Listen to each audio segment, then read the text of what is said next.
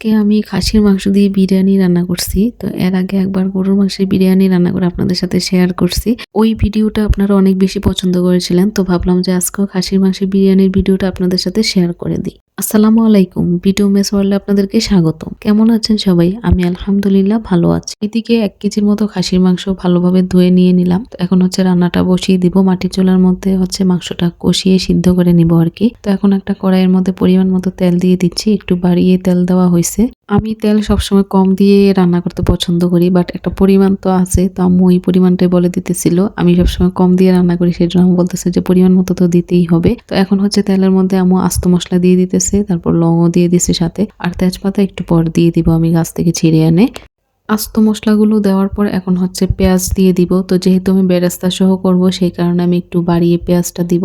এদিকে একটু ভুল হয়েছে, আমরা প্রথমে কি করছি, আস্ত মশলাগুলো ভুলে দিয়ে দিছি যেহেতু বেরেস্তা তুলবো। তো পরে আম্মু বললো যে এটাতে কোনো সমস্যা হবে না, যেহেতু বিরিয়ানির মধ্যে আমরা বেরেস্তাটা ইউজ করব, তো আস্ত মশলাগুলো তো গেলে কোনো সমস্যা নাই। তো পরে একটু রিল্যাক্স হয়েছে আর কি, এসব বিষয়ে যে কোনো এলোমেলোনি হয়ে যায় রান্না করতে গিয়ে, তো এটাই আর কি। তো আম্মু বললো যে না, কোনো সমস্যা নাই। আজকেও দেখেন আমি কি ভুল করলাম, ট্রাইপড ঠিক জায়গার মধ্যে সেট কইরা এখন হচ্ছে আমি রান্না করতে গিয়ে দেখি যে আমার হাত ছাড়া আর কিছুই দেখা যাচ্ছে না। কি একটা অবস্থা! আমি মাঝখান দিয়ে একটু চেক দিব যে ওইটাও আমি বুঝি না, কারণ আমি তো হাতটা যখন দিতেছি, কাজ করতেছি, তখন তো আমি সাথে সাথে চেক দিতে পারবো না। আমি হাতটা সরিয়ে নেওয়ার পর চেক দিয়ে দেখতাম যে না, ক্যামেরা ঠিকই আছে। তো ওই পাশ থেকে একজন দেখে বললে ভালো ছিল আর কি। তো ওই পাশে যেহেতু কেউ ছিল না, সেই কারণে ভুলটাও কেউ ধরিয়ে দিতে পারলো না আর কি। তো এখন হচ্ছে বেরেস্তাটা তুলে রাখলাম। তুলে নেওয়ার পর এদিকে হচ্ছে সব মশলা একটু একটু করে দিয়ে দিব।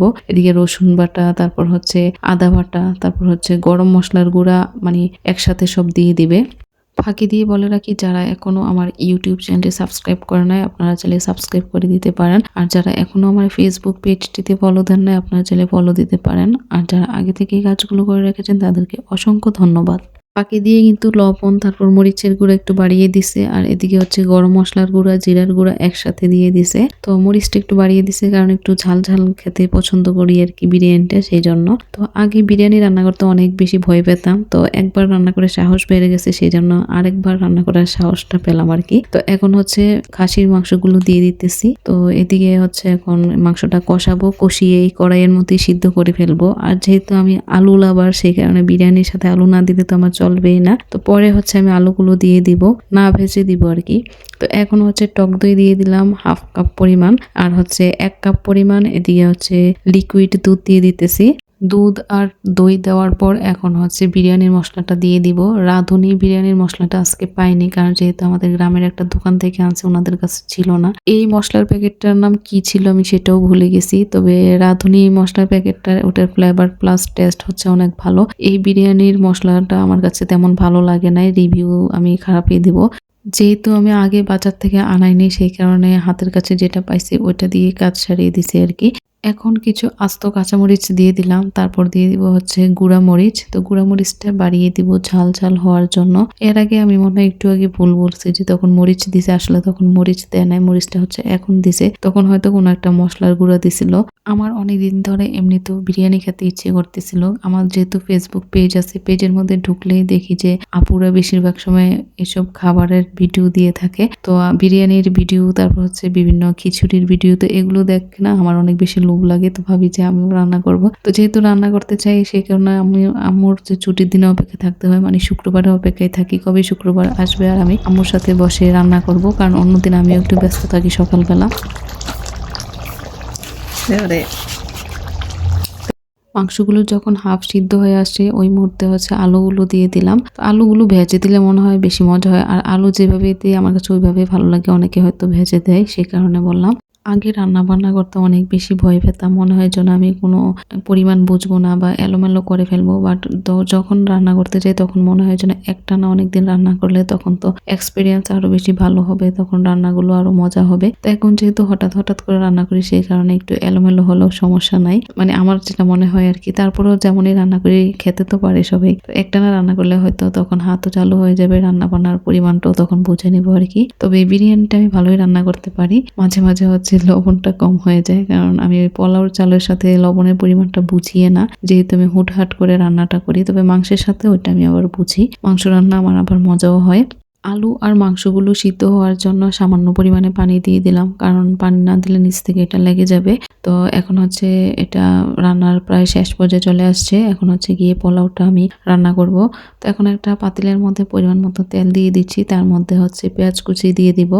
আমার পোলাও রান্না কিন্তু মাশাআল্লাহ অনেক বেশি সুন্দর হয়, অনেক ঝরঝরে হয়। তো এটা শিখতে পেরে আমি যেদিন শিখতে পারছি বা সাকসেস হয়েছি ওদিন আমি এত খুশি ছিলাম, কারণ পোলাও রান্নাটা নিয়েও আমার অনেক বেশি টেনশন ছিল যে আমি এরকম ঝরঝরে করতে পারবো কিনা। বাট মাশাআল্লাহ এখন পারি, অনেক ভালোভাবেই পারি। আজকে যেহেতু আমি 1 কেজি চালের পোলাও রান্না করতে পারছি, তার মানে বুঝলাম যে আমি আরো বেশি হয়তো রান্না করতে পারবো, আর কম তো পারবোই। তো এদিকে হচ্ছে 1 কেজি পরিমাণ চাল দিয়ে দিলাম, দিয়ে এখন হচ্ছে এদিকে এই চালগুলো ভেজে নিব।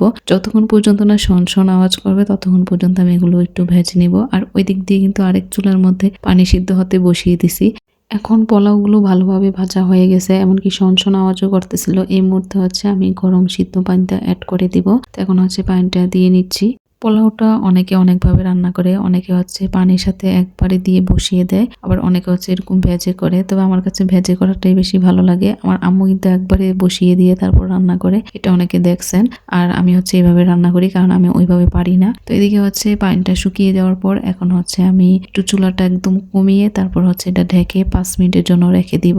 5 মিনিট পর এসে এখন হচ্ছে পোলাওগুলো উলট পালট করে দিব। করে দেওয়ার পর তারপর হচ্ছে মাংসগুলো দিয়ে দিব আর কি। এই যে দেখেন মাশাআল্লাহ আমার পোলাওগুলো অনেক বেশি সুন্দর হয়েছে, অনেক বেশি ঝরঝরে হয়েছে। আর এই মুহূর্তে কিন্তু একটু শক্ত শক্ত ভাব থাকবে, কোনো ব্যাপার না। একটু পর যেহেতু দমে দিব তখন কিন্তু একদম পুরোপুরি সিদ্ধ হয়ে যাবে। এখনো নিচের গুলো একদম পুরোপুরি সিদ্ধ হয়ে গেছে, জাস্ট উপরের গুলো একটু একটু শক্ত তো থাকবে। এখন উপর নিচ করাতে সবকিছু ঠিকঠাক হয়ে যাবে, মানে পারফেক্টলি হবে আর কি। তো এখন হচ্ছে দেখেন এদিকে আমার পোলাওটা দেখতে কতটা সুন্দর হয়েছে। আর এখন হচ্ছে যে ওইদিকে যে মাংসটা কষিয়ে রাখছিলাম ওই মাংসটা অ্যাড করে দিতেছি। তো মাংসটার কালারটা দেখেন জাস্ট অনেক বেশি সুন্দর লাগতেছিল। এই পর্যায়ে যে বেরেস্তাগুলো ভেজে রাখছিলাম ওই বেরেস্তাগুলো দিয়ে দিব।